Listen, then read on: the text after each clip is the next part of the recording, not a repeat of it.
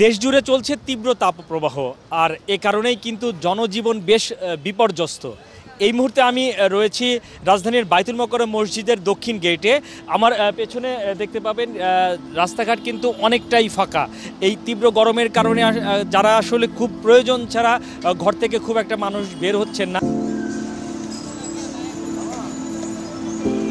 আগে যদি চালাইলাম 1 ঘন্টা, এখন চালাতে আধা ঘন্টা, একটা খ্যাপ মারি বসে থাকা লাগে। রিক্সা চালায় খাইতে অনেক কষ্ট হইতেছে, সংসারে মনে হয় খাওয়াই না বেশি। আমাদের এই গরমের মধ্যে চালায় হাঁটতে পারতাছি না ভাই। এত গরম আমার মনে হয় যে আমার 2-4-5 বছর মতো এত গরম দেখি না। আমি কথা বলতে আমার খুব কষ্ট হইতেছে, এত গরম লাগতেছে। ওইখানে 4-5 গ্লাস খাইছি, ওই গেটে থেকে এই গেটে আস্তে আস্তে আবার দেখা যায় এখানে ওইখানে খেলাম, এইখানে দাঁড়ায় মানে আমি থাকতে পারতাছি। ওয়ালটন এসিতে ইনস্টলেশন একদম ফ্রি। আসলে অত্যাধিক গরম, তো এখানে আসলে পানিটা যে কেমন আসলে এই মুহূর্তে যাচাই করার আসলে এরকম সময় নেই। আসলে যান বাঁচানোটাই মেইনলি এখন হয়ে গেছে।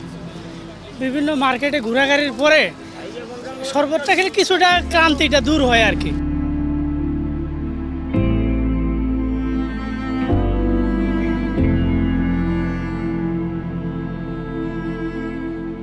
এই তীব্র গরমে কিন্তু মানুষ, আমি যদি বাইতুল মোকাররমের ভিতরের দক্ষিণ গেটটা যদি দেখাই তাহলে দেখবেন যে যারা পথচারী রয়েছেন, বিভিন্ন কাজে বেরিয়েছেন, তারা কিন্তু এখানে আসলে একটু জিরিয়ে নিচ্ছেন। এখানে একটু যেখানে ছায়া পাচ্ছেন সেখানটায় তারা জিরিয়ে নিচ্ছেন।